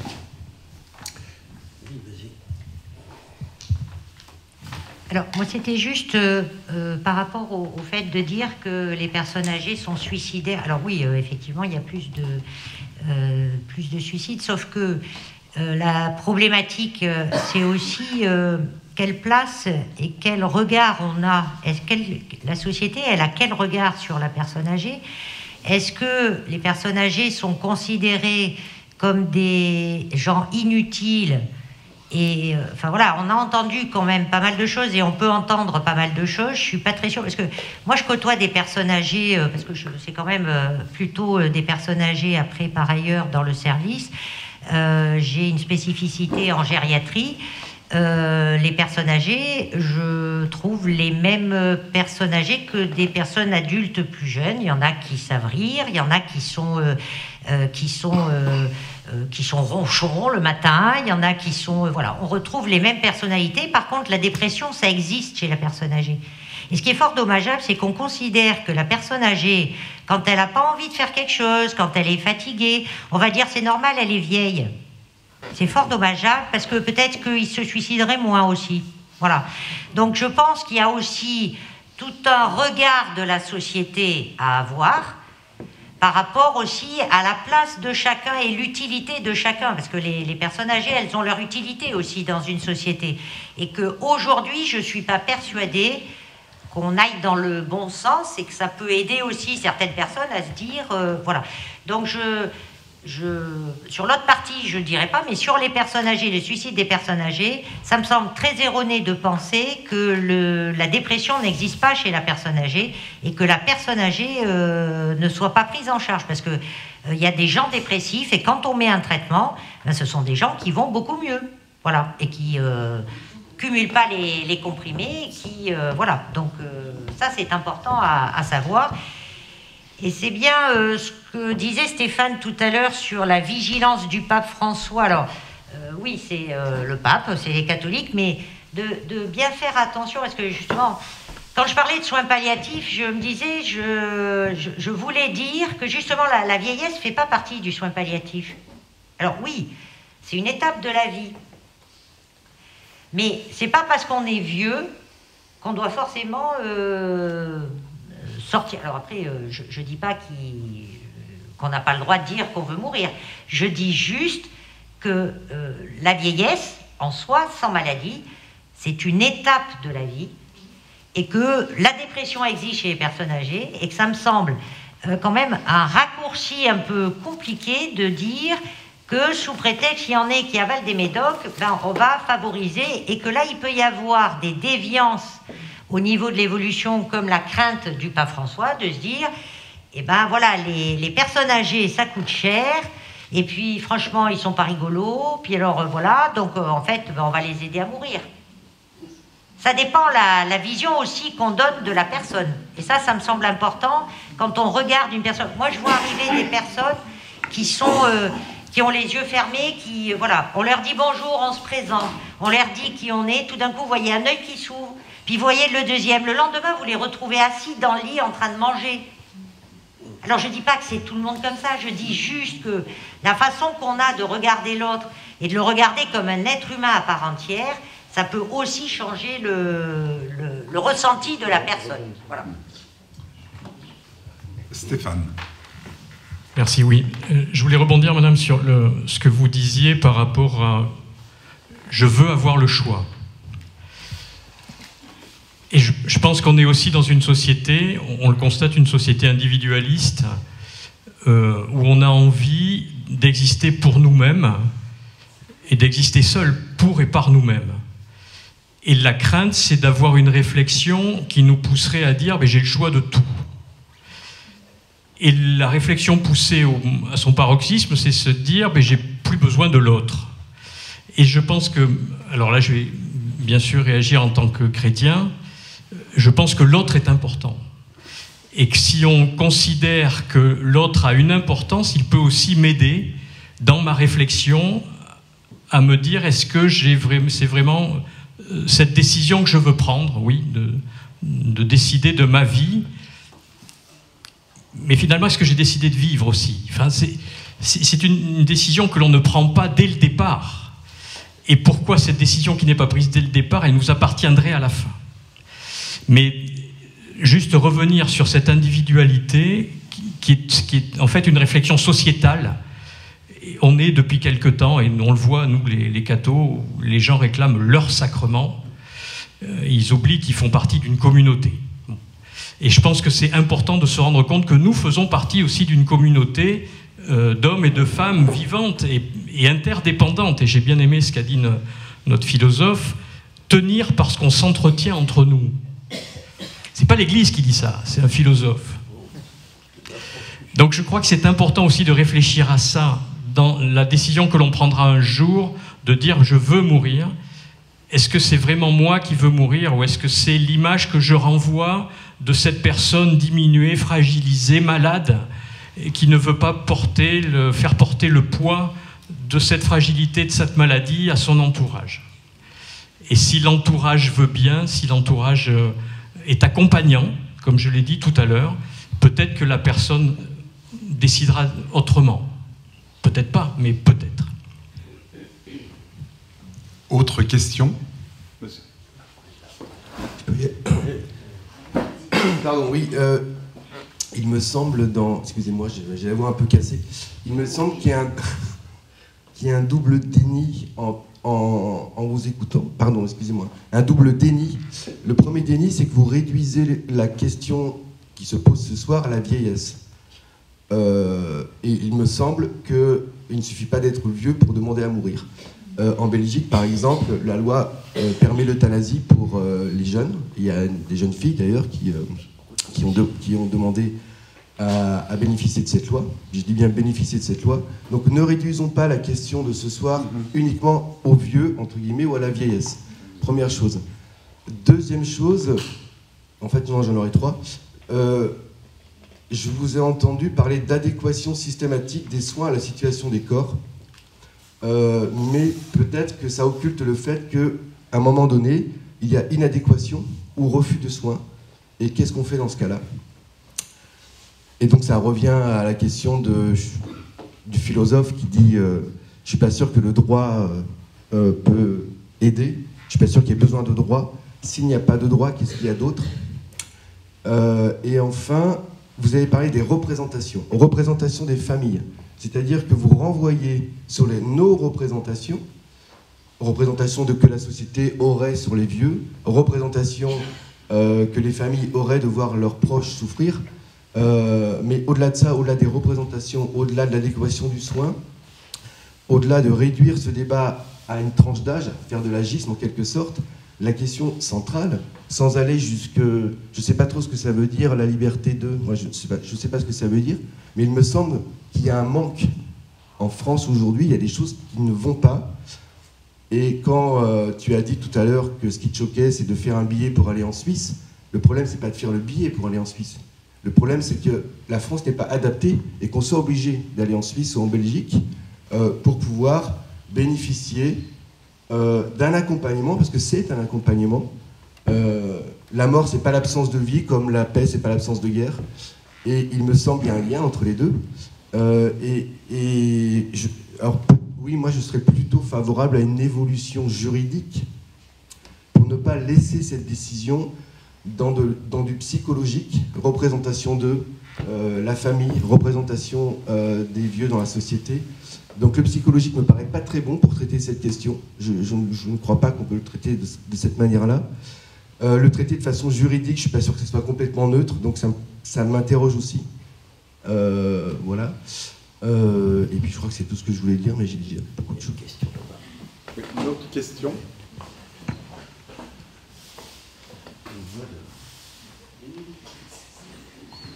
Merci en tout cas pour votre intervention.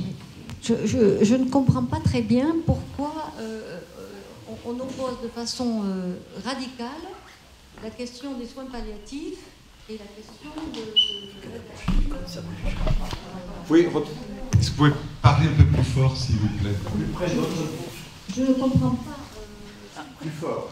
Non, je ne comprends pas vraiment cette opposition que vous faites entre les soins palliatifs et la question de l'aide active à mourir. Alors, qu'il y ait de la tension entre ces deux, ça me paraît évident, Mais est-ce qu'il faut absolument les opposer? Moi, je pense que c'est important de développer les soins palliatifs, c'est important de travailler à notre regard sur la vieillesse, sur la dépression des jeunes et des moins jeunes. Tout ce travail, il faut le faire. Pour autant, est-ce qu'il n'y a pas quelque chose à améliorer du côté de la loi, ou dans certains cas, on peut répondre favorablement à cette demande d'aide active à mourir? Je pense que c'est difficile, hein, c'est complexe, mais il me semble qu'il faut aller travailler dans ce sens.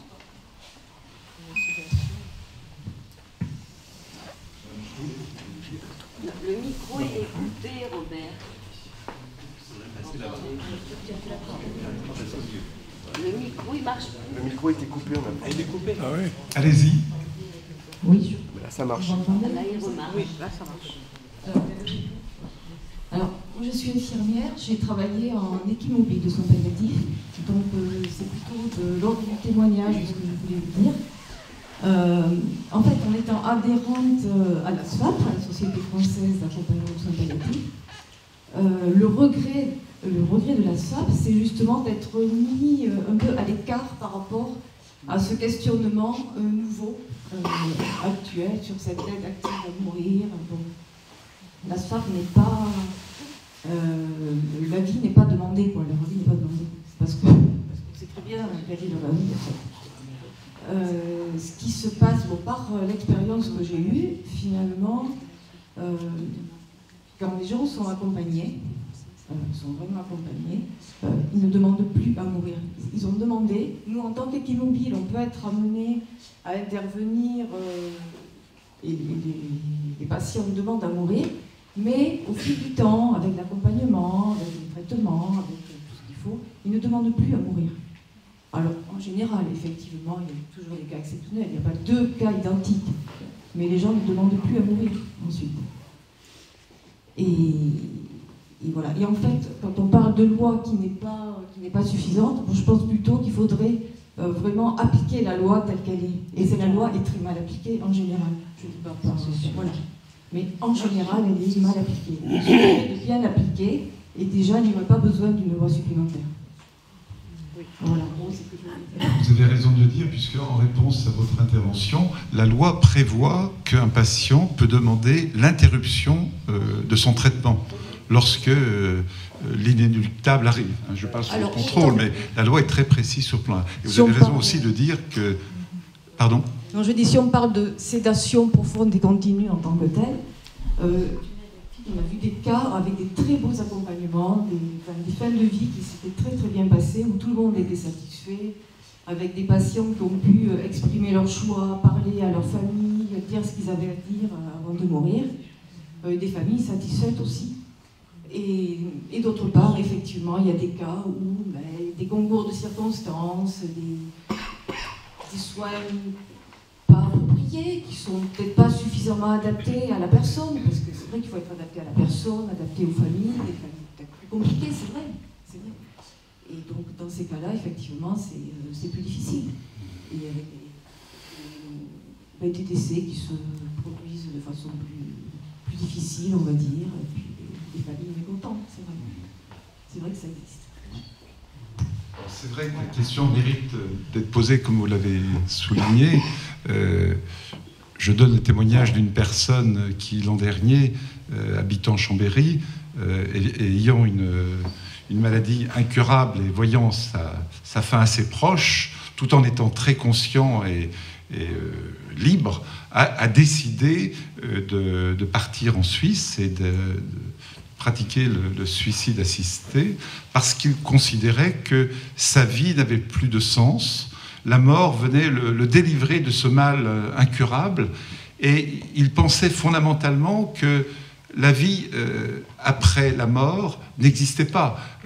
Pour lui, la mort, c'est la réduction à la poussière, sans sens donné par des confessions, des croyances ou des religions. Et donc, librement, il a demandé à partir, parce que pour lui, c'était en quelque sorte une forme de délivrance. Donc, effectivement, nous avons aussi à écouter ces personnes qui ne sont pas dans un registre confessionnel où il y a une transcendance qui donne du sens à la vie. Est-ce que nous avons tous un sens donné à notre vie sur ce plan-là? Et c'est vrai que, quelque part, ceux qui croient peuvent peut-être avoir une forme de privilège par rapport à ceux qui ne croient pas et qui pensent qu'il n'y a plus rien après la mort. Oui, madame, allez-y.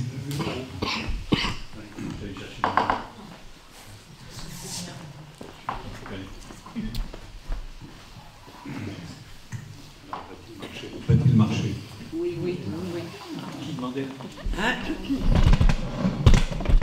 Oui, je voudrais juste dire qu'il y a quand même quelque chose qui me choque un petit peu, c'est que les dernières enquêtes qui ont été faites, un numéro de la Croix tout récemment le dit, 50% des Français actuellement disent qu'ils ne croient plus en Dieu, ils ne croient pas en Dieu, et que beaucoup ne croient pas qu'il y ait quelque chose après la mort. Mais je pense que ça me paraît une erreur de croire que parce qu'on ne croit pas en Dieu, et que parce qu'on ne croit pas qu'il y a une vie après la mort, on ne peut pas donner un sens à sa vie. Il y a quand même des gens qui ne sont pas croyants et qui, malgré tout, font beaucoup de choses pour les autres autour d'eux et qui donnent ainsi un sens à leur vie. C'est une erreur d'un certain nombre de chrétiens de croire que si on ne croit pas en Dieu, la vie n'a plus de sens. Mais non. Merci pour... J'en suis d'ailleurs. Merci. J'aimerais rajouter que... Oui, allez-y. On peut croire en Dieu et au pied du mur, la dépendance, la maladie grave reste quelque chose de très très difficile et on a le droit, je crois, de ne pas avoir envie d'être trachéotomisé quand on a une maladie de Charcot. On a le droit de ne pas vouloir être gavé. On a le droit. Et qui peut me dire que la loi ne permet pas tout ça? Voilà.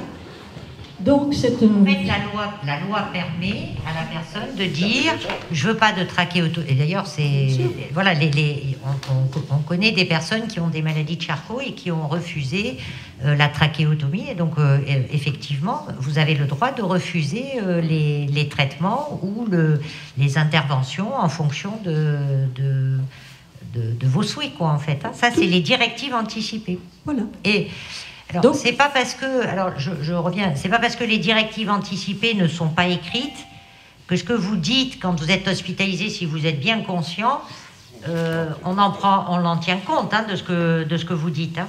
Les directives anticipées ont vraiment une valeur ajoutée quand la personne n'a plus la capacité de s'exprimer. C'est au moins des choses qu'elle a pu exprimer antérieurement. Tout à fait. Donc ça veut dire, ça doit vouloir dire aussi que quand on en est à ce stade de sa maladie, on a aussi le droit de demander une sédation profonde, durable, jusqu'à la fin. Voilà. Voilà. Donc, oui, c'est la loi. Mais c'est pas le problème, c'est ce que disait l'infirmière, c'est qu'aujourd'hui on se rend compte que probablement la loi n'est pas suffisamment utilisée et mise en place et connue, les directives anticipées, la personne de confiance et la formation en fait de l'ensemble des professionnels.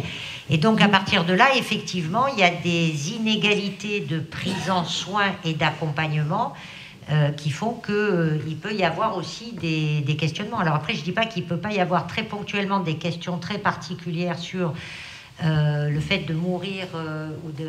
Alors nous, on a eu une personne, une fois dans le service, 60 ans, donc c'est pas très âgé, une sclérose en plaques, très, très dépendante. Elle ne pouvait que parler, tout le reste, il fallait lui faire, avec des plaies assez lourdes. Et cette dame-là, elle en avait parlé, elle était suivie par l'équipe mobile de soins palliatifs, et elle avait dit, si éventuellement je veux mourir, comment je fais ? Donc, on lui avait donné toutes les informations. On était allé chercher les informations. Elle avait eu les informations. Mais en fait, ce qui était important pour elle, c'est d'être sûre de ne pas souffrir. Et jusqu'au bout, nous, on l'a accompagnée et elle est morte sereinement. Mais elle avait fait des demandes. On était allé chercher les informations. Alors, effectivement, avant que tu prennes la parole, les textes législatifs et réglementaires prévoient la nécessité pour les centres universitaires de santé de former les étudiants à la problématique des soins palliatifs. Il est même demandé la création de chaires d'enseignement en soins palliatifs. Dans les faits, la priorité n'est pas donnée à l'enseignement sur les soins palliatifs et à la formation des soignants, pour différentes raisons d'ailleurs. Mais il faut bien reconnaître que là, il y a une carence, non seulement d'information, mais de formation. Stéphane ?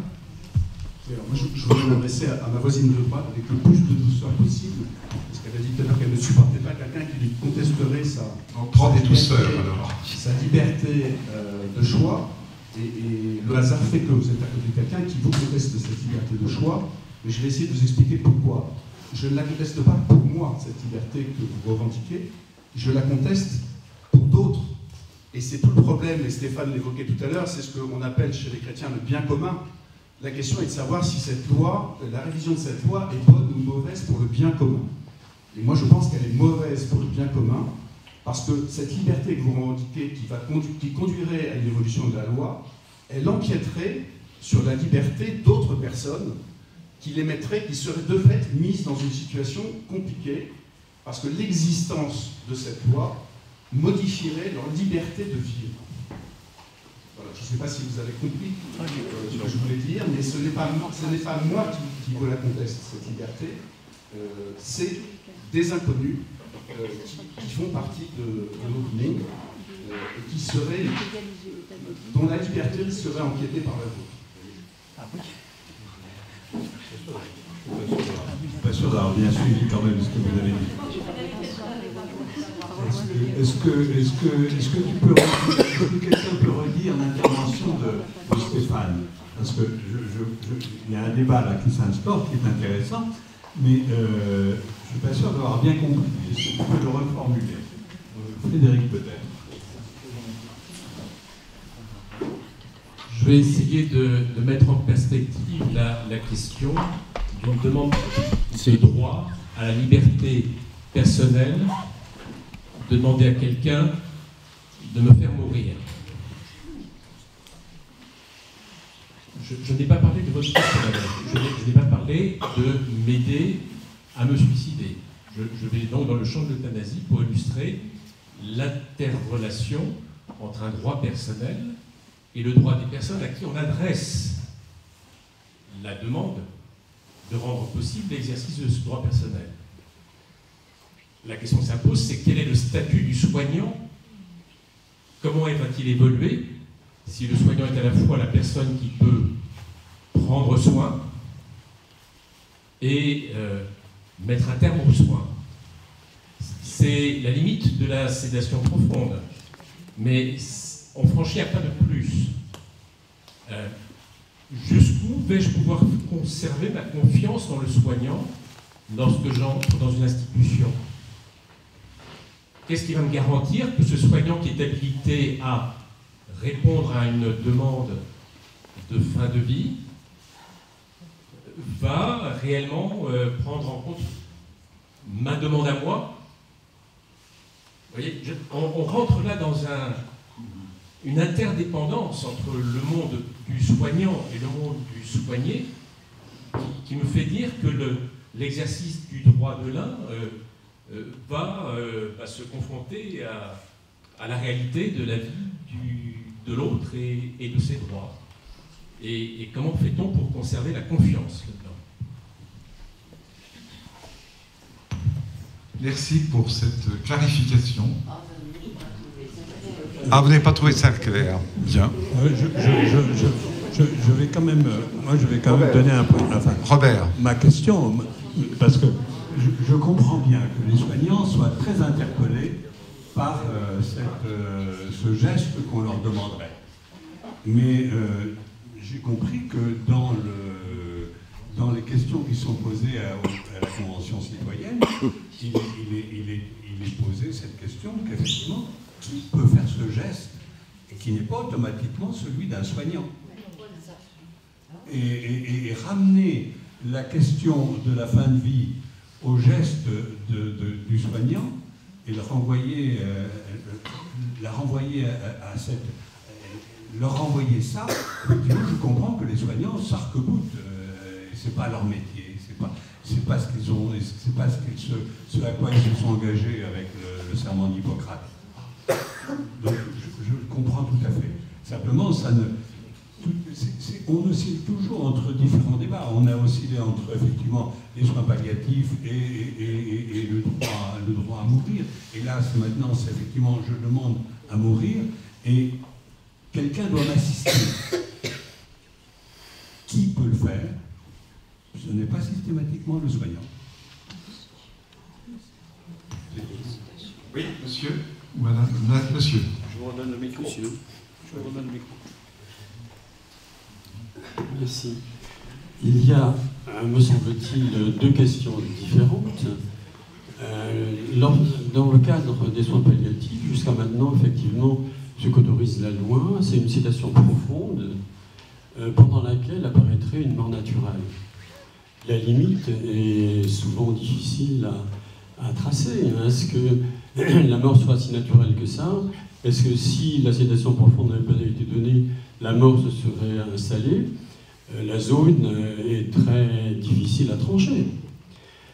Lorsqu'il s'agit d'un homme, d'une femme qui demande la mort à l'extérieur d'une maladie qui tue parce que c'est sa liberté, parce que c'est son choix, la seule jonction qu'il puisse y avoir entre cette demande et puis celui qui va l'exécuter, dans nos pays, il n'y a qu'une chose, c'est la loi. C'est l'apparition d'une loi qui permet de le faire, avec toutes les précautions dont peut s'entourer l'exécution de la loi. Mais il me semble que c'est des choses différentes. Ce que la loi de Leonetti peut voir apparaître comme changement, c'est dans la logique et dans la superbe problématique de l'existence d'une société soignante, avec des référents, avec une famille, etc. Lorsque les choses se passent bien, lorsque les choses se déroulent comme on pourrait l'imaginer au mieux, la loi risque de faire apparaître, dans le secret de cette demande et dans son sérieux de disparaître, la possibilité active de faire disparaître la vie. Donc c'est déjà différent de la sédation. On rejoint cette possibilité de faire cesser la vie en s'abstenant de soins, en s'abstenant de la trachéotomie, en s'abstenant de la perfusion, etc. Ça revient quand même grossièrement à la même chose. Hein. Mais donc il y a ces choses. Moi, j'ai été médecin dans le passé. Je me souviens avoir été à l'intérieur d'une équipe qui avait en charge une personne qui venait de Belgique, une personne âgée, qui, ma foi, nous semblait-il, à l'intérieur de l'équipe, encore une fois, je n'étais qu'un des membres de cette équipe, vivait bien, même dans une institution qu'on aurait aimé voir être autre et meilleure que ce n'était. Mais j'ai vu apparaître une famille d'hommes jeunes, belges, qui arrivaient faire une visite à ses parents et qui, voyant le désastre, parce que de leur point de vue, le bien portant, c'était un désastre, me disaient si on était en Belgique, il est évident que nous demanderions la disparition de... Là, c'était le père. C'est indigne de le voir vivre comme ça, alors qu'il avait vécu de façon très active. Lui-même, cet homme âgé avait été industriel. Il y avait un décalage absolument fabuleux entre ce que nous pensions à l'intérieur d'une équipe qui avait en charge cet homme, et puis cette espèce de culture qui se manifestait par cette famille qui arrivait, d'une autre culture, manifestement, on était incapable d'entendre cette demande. C'est vrai que je ne vois pas comment une équipe pourrait se résoudre à manipuler une activité positive d'administrer la mort si fondamentalement elle n'est pas d'accord avec le principe.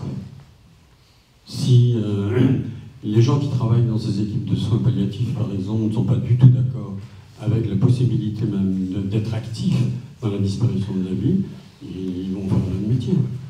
C'est leur seul parade. Et c'est leur droit le plus fondamental. On a déjà vu ça avec la possibilité pour des médecins de ne pas de ne pas faire des appartements. C'est un petit peu la même problématique. Merci pour votre témoignage.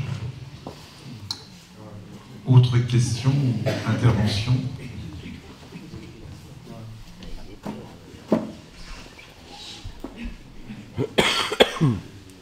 Il est certain qu'un sujet aussi sensible que celui-ci, pour chacun, c'est une expérience qui sera toujours personnelle, bien entendu. Et je crois que je fais la différence entre la souffrance et la mort. Le distinguo entre la souffrance et la mort. La mort, à mon avis, n'est pas une thérapie. La thérapie, c'est d'essayer de réguler la souffrance. Et c'est ce qui met en limite aussi notre médecine, notre savoir par rapport à cela. Je prends le cas du suicide qui est révélateur de cette situation. Dans ma famille, j'ai connu un suicide et je suis intimement persuadé que la personne qui se donne la mort ne se donne pas la mort. C'est quelqu'un qui aime immensément la vie, mais qui a tué la souffrance. Et il me semble faire la distinction vraiment entre désirer la mort, et je pense que chaque être humain bien constitué, ce n'est pas un souhait qui peut sciemment et intelligemment recevoir ou imprégner, mais c'est vraiment cette difficulté par rapport à la souffrance, et c'est éliminer la souffrance. Et la mort, à ce moment-là, devient une thérapie, dans le sens où, quand il n'y a plus rien à faire, la solution est donnée. Alors, voilà, c'est des propositions qui sont faites, mais qui en même temps renvoient aussi à cette difficulté qu'on a bien entendu aussi tout à l'heure, à savoir que accompagner, je crois que accompagner, c'est une démarche qui est importante, dans le sens où on peut essayer de donner quelques étincelles encore d'une vie possible, même dans des situations désespérées, mais donner des étincelles de vie. Voilà. Et je crois que c'est pas la mort qui est souhaitée dans le fond. En fait, moi c'est un avis très personnel, mais c'est la fin d'une souffrance. Et faut bien faire la distinction entre souffrance et mort. Je pense que voilà. Merci. Oui, je voulais reprendre la parole pour essayer de faire le lien entre ce que Stéphane disait et la dame sur l'aspect relationnel du choix individuel et qui pouvait rebondir sur la communauté. Je vous cite, en fait, c'est un papier que j'ai travaillé quand j'ai réfléchi à cette soirée-là. Il a été écrit par Jean-Marie Onfray, qui est prêtre catholique, qui était un ancien responsable de la pastorale de la santé sur un plan national. Je vous livre ce qu'il dit sur la dimension relationnelle de l'existence. On pourra peut-être faire le lien après. De sa naissance à sa mort, l'être humain est relationnel. Il n'existe pas par lui-même et pour lui-même. Il se reçoit des autres et assume sa responsabilité dans le devenir des autres. Cette main tendue qui fait s'éveiller à la vie le petit homme est aussi celle qui lui permet de traverser les épreuves, les douleurs et les souffrances. Dans l'approche de la fin de vie, l'être humain a besoin de sentir la présence de ceux qui l'aiment. Il a besoin de s'exprimer et d'être écouté. La fin de vie n'appelle pas le déni et le silence gêné. Il est urgent de juguler la douleur pour permettre une relecture de vie et une passation de témoins. L'affrontement aux limites dit le prix de chaque vie et la force des relations affectives. Alors, est-ce que ça traduit, Stéphane, ce que peut-être tu voulais dire dans la décision personnelle qui rebondit sur la communauté, enfin, ou sur les autres, finalement? Merci. Est-ce qu'il y a d'autres... Monsieur ?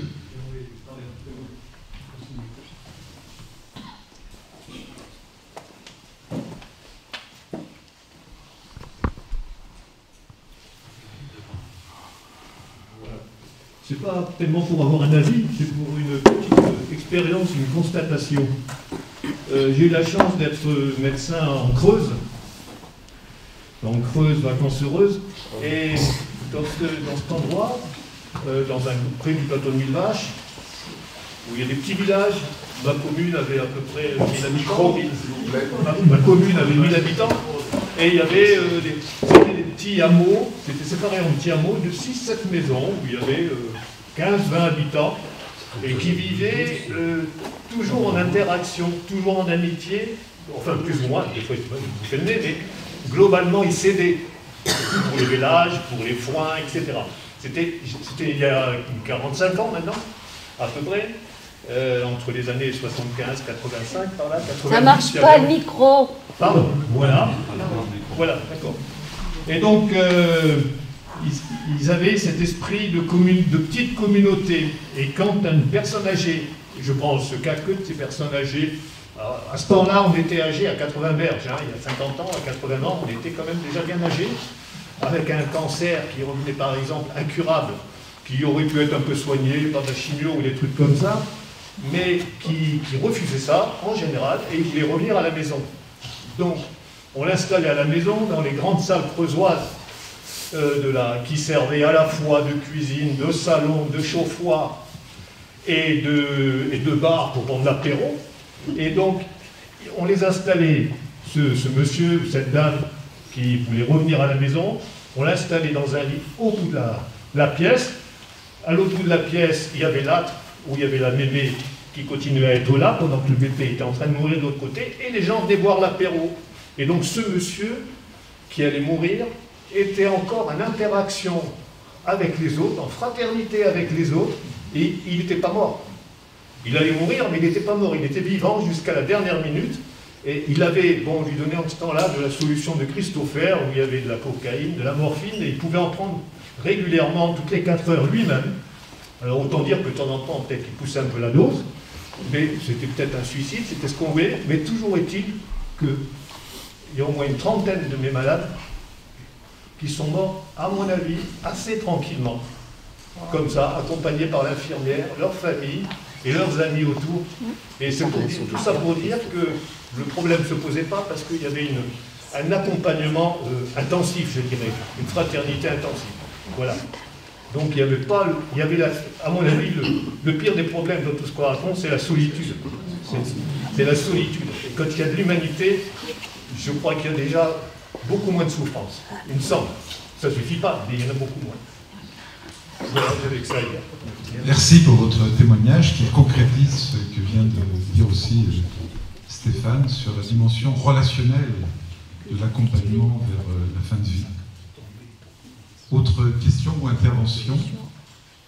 Maurice. Merci. J'ai l'impression que l'on parle de situations qui sont liées à une société très riche. Si l'on parle de fin de vie à choisir, c'est parce que l'on a 1000 façons de la prolonger. Tous les instruments chimiques, toutes les dispositions techniques qui font que l'on peut prolonger indéfiniment la vie sont des situations de riches. Et dans une société riche, on peut peut-être en effet choisir comment on va finir. Cela dépend de la manière dont on gère, d'une façon générale, la dimension particulière qu'est la mort, la dimension de notre vie. Mais il me semble que l'on pourrait quand même, et j'ai fort aimé, Chief, ce que tu as raconté sur la dignité, on pourrait tout de même réfléchir à la manière dont tant de gens meurent, justement, en dehors de toute dignité humaine. La guerre, la torture, les famines, de tout ça, on ne parle pas. Des gens qui n'ont pas de possibilité de choisir quoi que ce soit. Et peut-être dans cette dimension, le choix réside la dignité de l'homme. Je suis aussi étonné que, parlant de dignité, on ne parle pas plutôt de décence. Il y a dans un duel de deux personnes qui fonctionnent selon un système un peu ritualisé, une véritable décence dans la mort. Quand on écrase quelqu'un sous les bombes, ça me paraît tout à fait indécent. Pas indigne, indécent. Et puis, il me semble que... Merci. Nous manquons quelque chose à ce soir, je ne l'ai pas entendu en tout cas, et ça me gêne. La mort, c'est un combat, c'est une agonie. Agone, c'est combat. La manière dont on meurt révèle la façon dont on a mené tous les combats de notre vie. Si l'on parle de dignité humaine, c'est un petit peu de ça qu'il s'agit. Et enfin, dernière observation, je suis moi très heureux qu'une société essaie de juridifier les situations sociétales qu'elle comporte. Le droit n'invente rien. Le droit régule une situation sociétale, comme on dit, qui naît en fonction des conditions dans lesquelles on vit.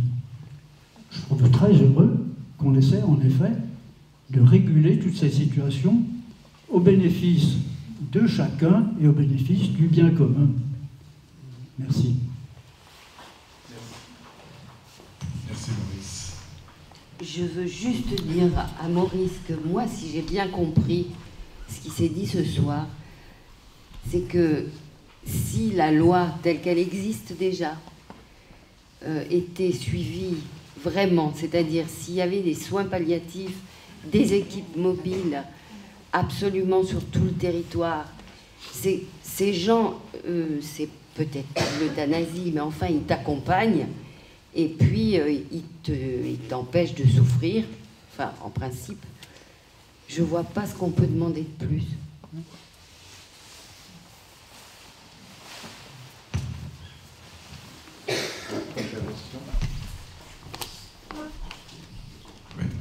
Donc, s'il n'y a pas d'autres interventions ou de questions, oui, allez-y.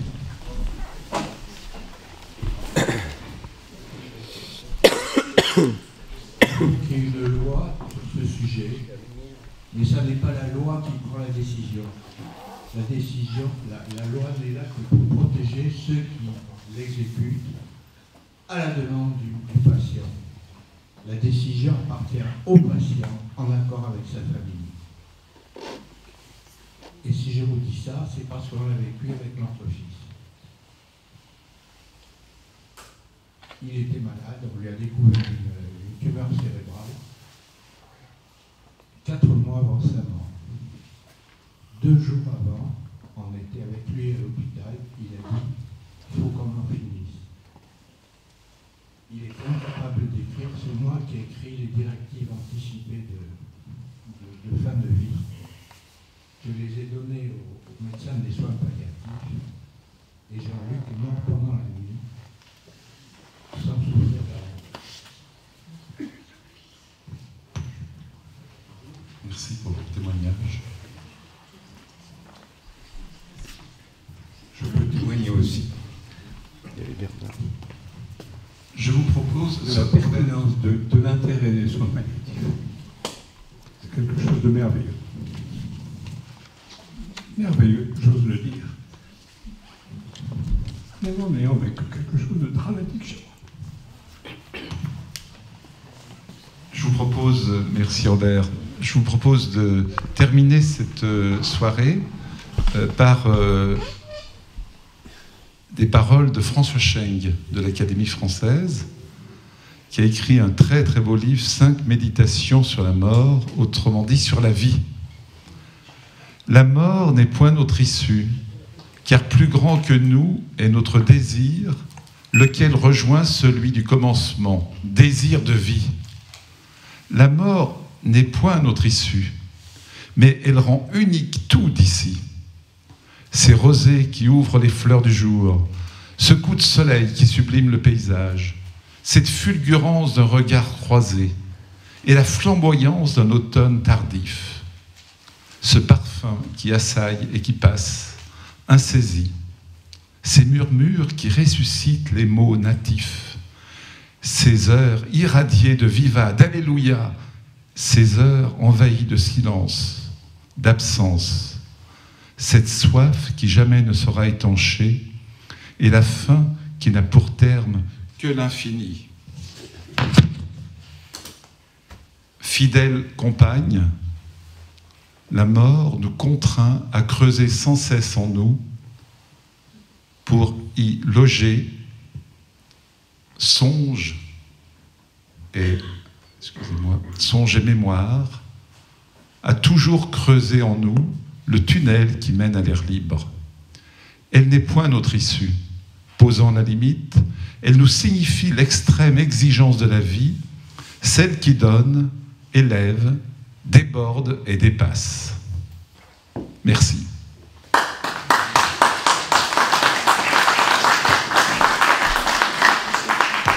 Merci à vous tous qui êtes venus ce soir et pour la qualité de notre écoute mutuelle. Vous pouvez maintenant, bien entendu, suivre l'actualité de la Convention citoyenne et des suites qui seront données au cours des mois ou années qui viennent. Bonne soirée à vous tous et merci aux amis de la vie. Stamattina mi sono alzato, oh bella ciao, bella ciao, bella ciao, ciao, ciao. Stamattina mi sono alzato ed ho trovato un vaso.